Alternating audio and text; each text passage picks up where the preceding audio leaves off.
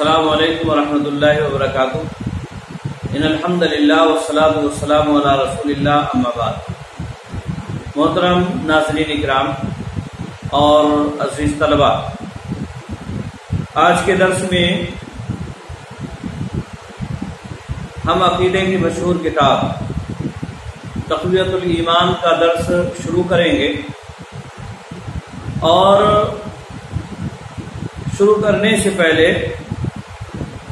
صاحب کتاب اور کتاب سے متعلق چند باتیں آپ حضرات کے سامنے رکھی جاتی ہیں۔ جیسا کہ معلوم ہے، تقویۃ الایمان کے مؤلف یا مصنف شاہ محمد اسماعیل بن عبد الغنی بن ولی اللہ بن عبد الرحیم ہیں، جو شاہ ولی اللہ محدث دہلوی کے پوتے ہیں۔ علمی گھرانے سے ان کا تعلق ہے۔ شاہ عبدالعزیز محدث دہلوی، رفیع الدین اور شاہ عبد القادر کے بھتیجے ہیں۔ ہند و پاک کی وسیع سرزمین میں علم و فضل، درس و تدریس، تصنیف و تالیف، وعظ و ارشاد، تجدید دین، احیاء اسلامیت اور اصلاح امت کی ایسی بلند نسبتیں شاید ہی کسی کے حصے میں آئی ہوں جن سے شاہ اسماعیل رحمۃ اللہ علیہ مشرف ہوئے ہیں، اور ایسی گراں بہا میراث بھی بہت کم لوگوں کو ملی ہوگی۔ علمی گھرانہ ہے، کئی محدث ان کے گھرانے میں ہیں، اور دعوت و اصلاح کا کام دادا نے شروع کیا ہے، اور اس کے بعد ان کے چچا جو لوگ ہیں انہوں نے بھی اس کام میں بڑی لگن سے کام کیا، اور پھر اسی کام کو آگے بڑھانے والا ان کا بھتیجا اسماعیل دہلوی رحمہ اللہ۔ ان کی ولادت 12 ربیع الاول 1153 ہجری 26 اپریل 1779 میں ہوئی۔ انہیں ابتدائی تعلیم تو اپنے والد ماجد سے پائی۔ 8 سال کی عمر میں قرآن حافظ ہو گئے، اور اسی طرح سے انہوں نے جو ہے اپنے چچاؤں سے تعلیم حاصل کی، اور 15-16 سال کی عمر میں فارغ التحصیل ہو گئے۔ فراغت کے بعد انہوں نے دعوت و اصلاح کا کام شروع کیا۔ زمانے کے اندر جو پھیلی ہوئی برائیاں تھیں، ان کے تعلق سے امر بالمعروف والنہی عن المنکر کا فریضہ انجام دیا۔ خاص طور سے شرک و بدعات اور جاہلانہ جو رسوم پائی جاتی تھی اس زمانے میں، اس کے لیے بڑی حکمت اور دانائی کے ساتھ لوگوں کو منع کیا، اور توحید خالص کی طرف لوگوں کو بلایا۔ لیکن جو لوگ جن کا اوڑھنا بچھونا شرک و بدعات تھا، جن کے روزی روٹی کے کمانے کا ذریعہ یہی تھا، جو لوگوں کے مال دولت کو انہی جاہلانہ رسوم اور بدعات و خرافات کے ذریعے سے اپنا ذریعہ معاش بنائے ہوئے تھے، ان کو شاہ صاحب کی یہ دعوت اچھی نہیں لگی۔ وہ ان کے دشمن ہو گئے، اور ان پر طرح طرح کے الزامات تراشنا شروع کر دیے، طرح طرح کے سوالات اٹھانا شروع کر دیے، ان کے خلاف شوشے اٹھائے گئے۔ لیکن شاہ اسماعیل دہلوی رحمۃ اللہ علیہ جانتے تھے کہ توحید کی دعوت یہ کوئی ایسی دعوت نہیں ہے جس دعوت کے بدلے میں لوگ آپ کے اوپر پھول نچھاور کریں، بلکہ یہ تو ایک ایسی دعوت ہے کہ جس شخص نے بھی اس دعوت کو اختیار کیا ہے اس کی مخالفت کی گئی۔ انبیاء علیہ الصلوۃ والسلام نے جب بھی اپنی قوموں کے سامنے اس دعوت کو عام کیا، توحید کی طرف لوگوں کو بلایا، لوگ ان کے مخالف ہو گئے۔ ان کی قوم کے لوگ جو انہیں اچھا کہا کرتے تھے، ان کی تعریفیں کیا کرتے تھے، وہی لوگ ان کے دشمن ہو گئے، وہی لوگ ان کے مخالف ہو گئے۔ خود نبی اکرم صلی اللہ علیہ وسلم جن کو لوگ امین و صادق کہا کرتے تھے، جن کو لوگ سچائی کے ساتھ یاد کرتے تھے، اچھائی کے ساتھ یاد کیا کرتے تھے، وہی نبی اکرم صلی اللہ علیہ وسلم کی دعوت توحید پیش کرنے کے بعد آپ کے دشمن ہو گئے، آپ کے خلاف ہو گئے، آپ کو مجنون، پاگل، دیوانہ کہنے لگے، آپ کو جادوگر کہنے لگے۔ تو یہ ساری باتیں شاہ صاحب کے سامنے موجود تھی کہ یہ دعوت توحید ایسی دعوت ہے کہ اگر جس نے بھی اس دعوت کو پیش کیا ہے لوگ اس کے مخالف ہو گئے ہیں، اس کے دشمن ہو گئے۔ لہذا بڑی ہمت اور بہادری کے ساتھ انہوں نے ان سارے حالات کا مقابلہ کیا۔ جو لوگ مخالف تھے انہیں بڑی عمدگی کے ساتھ، بڑے اچھے اخلاق اور کردار کے ساتھ، اور اسی طرح سے انہیں حکمت اور دانائی کے ساتھ توحید کی خوبیوں کو ان کے سامنے بیان کیا، انہیں مائل کرنے کی کوشش کی، اور نتیجہ وہی نکلا کہ ایک مخلص آدمی کی دعوت کا اثر ہوا، اس کی تاثیر ہوئی، اس کا اثر لوگوں کے اندر پیدا ہوا، اور لوگ جوگ در جوگ ان کے ساتھ جڑنے لگے اور اس دعوت کو اپنے لیے غنیمت سمجھا۔ تو یہ جو ہے ان کی دعوت کا اثر، اور خاص طور سے ان کی دعوت سے کہیں زیادہ اس کلام کا اثر تھا جس کلام کی طرف یہ دعوت دے رہے۔ ان کے اخلاص کے ساتھ ساتھ اس کلام کی دعوت کا بھی اثر تھا جس کی طرف یہ لوگ کو بلا رہے، اور وہ کیا تھا؟ وہ تھا قرآن، وہ تھی حدیث، وہ اللہ رب العالمین کا کلام، وہ نبی اکرم صلی اللہ علیہ وسلم کا کلام تھا۔ لوگ اسے سنتے تھے اور اس کے ذریعے سے لوگ جو ہے ان کے گرویدہ ہو جاتے تھے، ان کی دعوت توحید کو مان لیتے تھے۔ لیکن اس کے باوجود بہت سارے لوگ ان کے مخالف بھی رہے، مخالفتیں بھی کی، ان کو طرح طرح سے لوگوں کے درمیان میں بدنام کرنے کی کوششیں کی، شوشے اٹھائے گئے، ان کے خلاف سازشیں کی گئیں، ان کے خلاف ایسے ان کی طرف ایسی باتیں منسوخ کی گئیں جس کے وہ قائل نہیں تھے، اور ان کی باتوں کا غلط معنی اور مفہوم بھی نکالا گیا، اور آج تک یہ سلسلہ جاری ہے۔ بہرحال اللہ رب العالمین نے ان کی اس کتاب کو بڑی پذیرائی عطا فرمائی۔ لوگ ہمیشہ جب سے یہ کتاب لکھی گئی ہے اس وقت سے لے کر اب تک اس کو ہاتھوں ہاتھ لے رہے ہیں، اور اس کے ذریعے سے ہزاروں لاکھوں کی تعداد میں لوگ استفادہ کر کے فیض یاب ہو رہے ہیں۔ علم اور درس و تدریس اور تقاریر اور خطابت کے ساتھ ساتھ اپنے آپ کو فنون جہاد سے بھی آپ اپنے آپ کو آراستہ اور پیراستہ کر رہے تھے،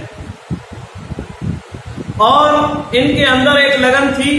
تیراکی سیکھنے کی یا نشانے بازی کی یا اسی طرح سے اور بہت ساری دوسری چیزوں کی۔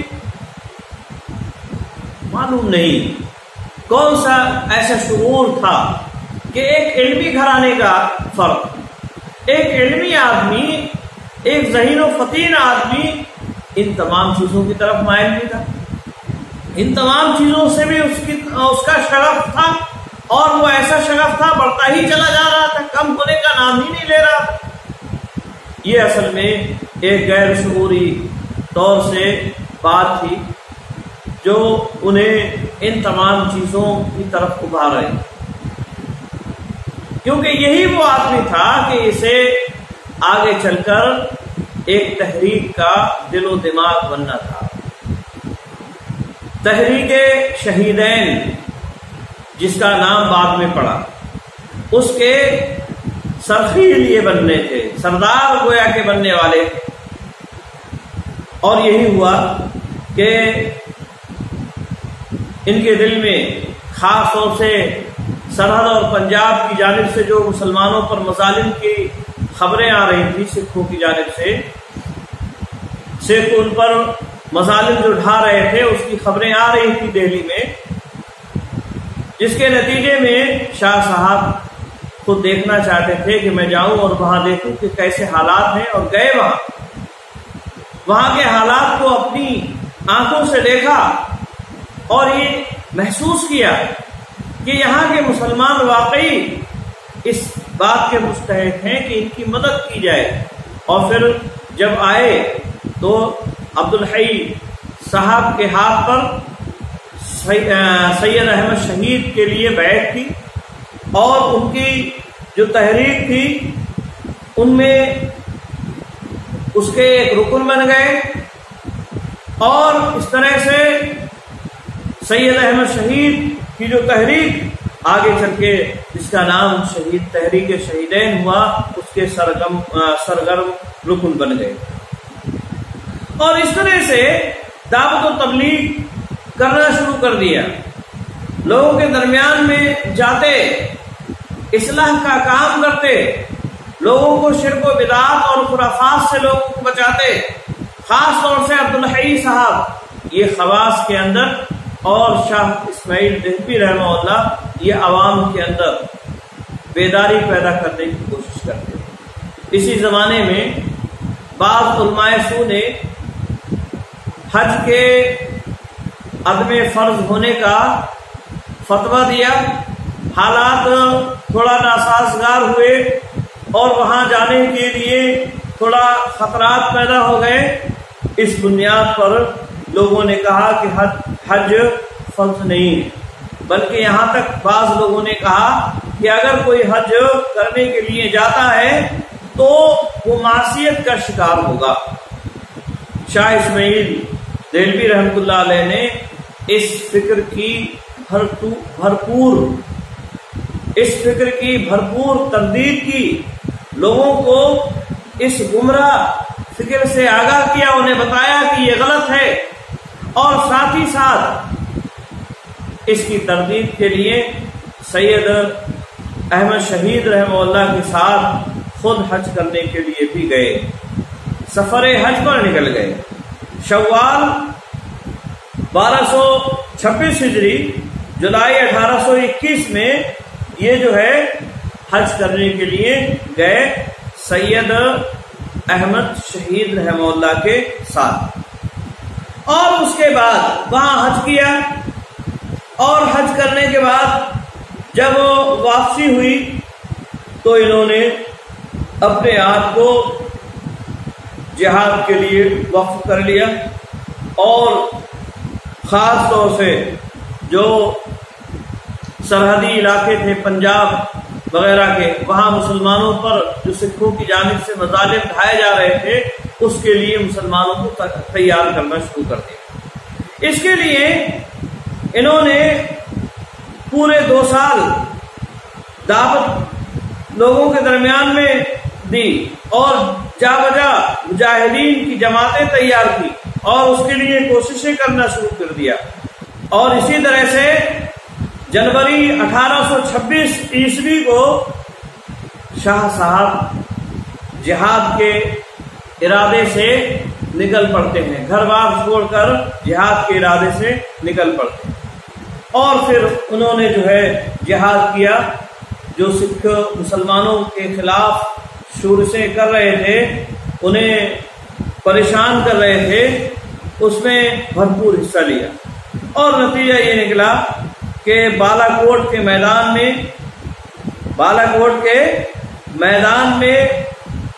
24 ذی قعدہ 1246 ہجری 6 مئی 1831 کو بالا کوٹ کے میدان میں شہید کر دیے گئے، شہید ہو گئے، ان کی پیشانی پر گولی لگی اور شہید ہو گئے۔ تو یہ جو ہے ایک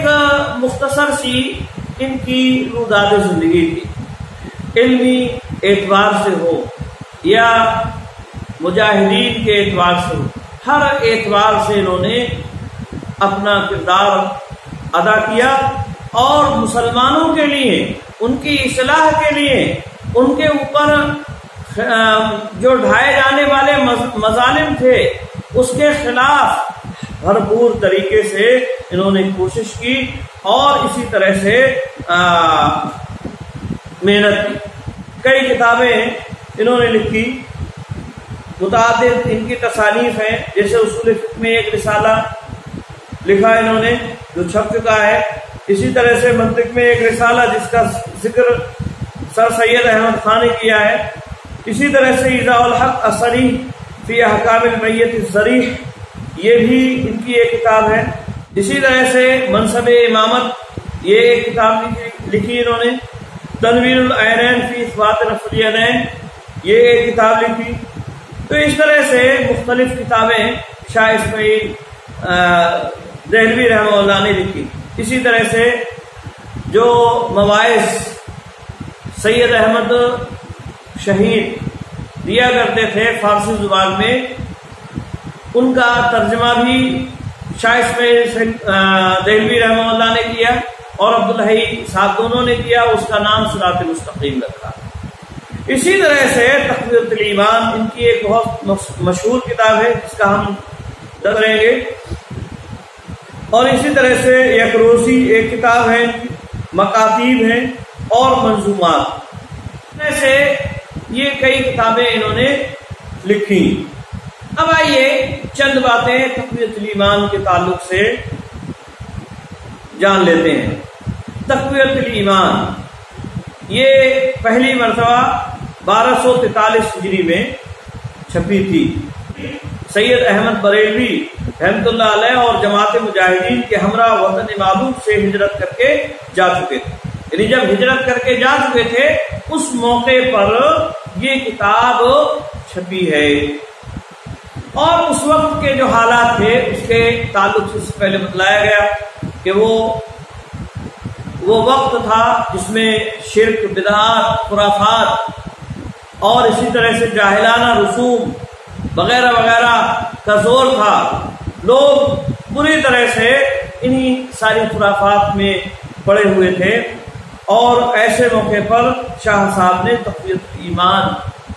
کتاب لکھی، اور اس میں جو طریقہ انہوں نے اپنایا وہ طریقہ بہت ہی عمدہ طریقہ تھا، اور وہ طریقہ یہ ہے کہ پہلے قرآن کی آیت یا اسی طرح سے حدیث بیان کرتے ہیں، پھر اس کا ترجمہ کرتے ہیں، اور اس کے بعد ایک فائدہ بیان کرتے ہیں، اور اس فائدے کے اندر جو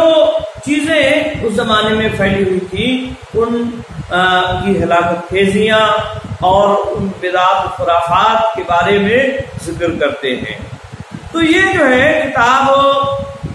بڑی اہم ہے، اور چونکہ اس کتاب میں ایک خاص طبقے کے لیے بڑی پریشانیاں تھی، اس لیے اس کے کافی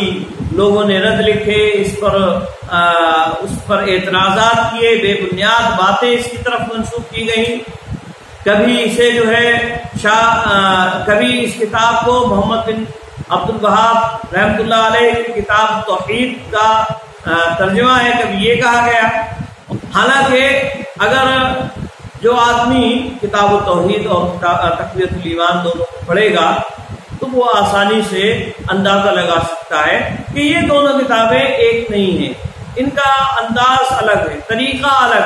ہاں یہ الگ بات ہے کہ دونوں توحید کی فضیلت میں اور شرک کی مذمت میں، یہ دونوں میں ایک کامن چیز ہے کہ یہ دونوں ہی کتابیں توحید کی فضیلت اور شرک کی مذمت کو بیان کرتی ہیں۔ بہرحال لوگوں کو بہکانے کے لیے، انہیں ہٹانے کے لیے طرح طرح کے الزامات تراشے۔ اسی طرح سے کسی نے یہ کہا کہ یہ رد الاشراق جو محمد بن عبد الوہاب رحمۃ اللہ علیہ کی کتاب ہے، اس کا ترجمہ ہے۔ یہ بات بھی لوگوں نے کہی، حالانکہ یہ بالکل جھوٹ ہے۔ عبد الوہاب رحمۃ اللہ علیہ کی کوئی اس نام سے کتاب موجود نہیں ہے، بلکہ حقیقت یہ ہے کہ اسی تقویۃ الایمان کا ترجمہ عربی بنانے کی انہوں نے ابتدا کی تھی اور اس کا نام رد الاشراق رکھا تھا۔ انہوں نے خود یعنی شاہ اسماعیل دہلوی رحمۃ اللہ علیہ رد الاشراق کے نام سے کتاب اسی تقویۃ ایمان کے ترجمے کے طور پر لکھی تھی جو عربی میں لکھ رہے تھے، لیکن وقت اس کو نہیں ملا اور وہ پوری طرح سے مکمل بھی نہیں ہو پائی، وہ آج موجود بھی نہیں ہے۔ کسی کو بدنام کرنے کی کوشش کرنا ہے، کسی کو بدنام کرنا ہے، کچھ بھی کہہ دیا جائے اس کے تعلق سے، کچھ بھی کہہ دیا جائے اس سے متعلق کہ یہ ایسے ہے کہ ویسے ہے، کہ نبی کو نہیں مانتے، کہ ایسا کرتے ہیں کہ ویسا کرتے ہیں۔ لیکن آپ دیکھیں گے تقویۃ الایمان یہ اللہ رب العالمین کی محبت، نبی اکرم صلی اللہ علیہ وسلم کی محبت سے لبریز ہے۔ یہ اگر دیکھیں گے آپ تو آپ پائیں گے، اور اس کی وضاحت انشاءاللہ العزیز کی جائے گی کہ کس طرح سے وہ نبی اکرم صلی اللہ علیہ وسلم کی اطاعت و برداری کی طرف لوگوں کو بلاتے ہیں،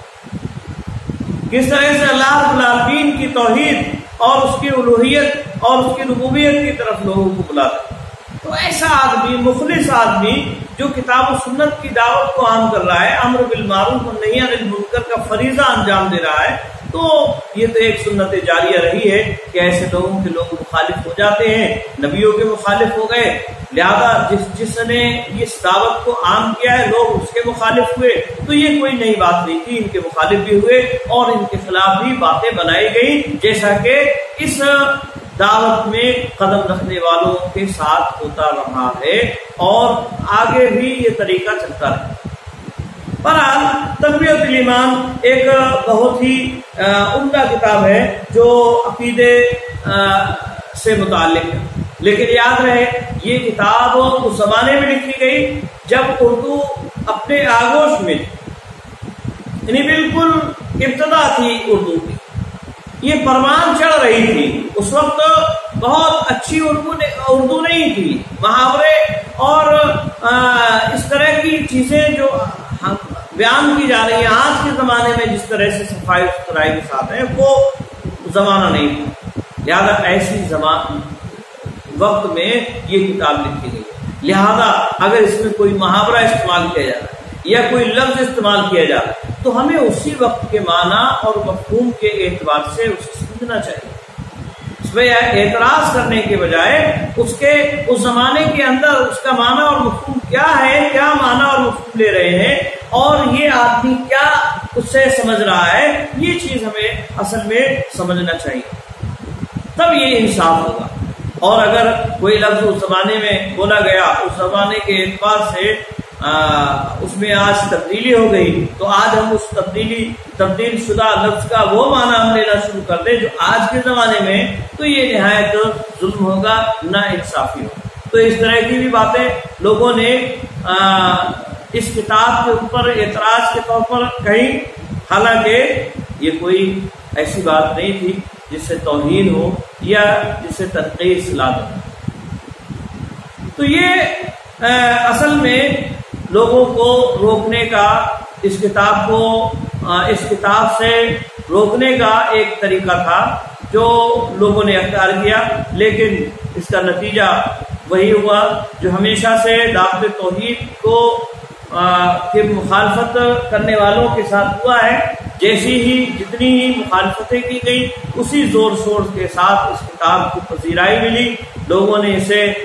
بڑھ چڑھ کر ہاتھوں ہاتھ لیا، اس کے ذریعے سے ہزاروں نہیں بلکہ لاکھوں کی تعداد میں اس وقت سے جب سے یہ کتاب لکھی ہے آج تک لاکھوں کروڑوں کی تعداد میں لوگ اس سے فائدہ اٹھاتے چلے آ رہے ہیں اور فائدہ اٹھاتے رہیں گے انشاءاللہ العزیز، آج بھی اس سے لوگ فائدہ اٹھا رہے ہیں۔ تو یہ کتاب جو ہے بڑی اہم اور عقیدے سے متعلق ہے، اس کے بہت سارے نسخے ہیں، بہرحال اور اس کی کیا ترتیب ہے اس کے لیے آپ کو اگر دیکھنا ہے تو کتاب ہی کے شروع میں مقدمہ ہے غلام رسول مہر صاحب کا، اس مقدمے کو آپ پڑھ سکتے ہیں، بلکہ اس مقدمے کو آپ کو پورا پڑھنا چاہیے، اس میں بڑی تفصیل کے ساتھ لکھا گیا ہے۔ اس کتاب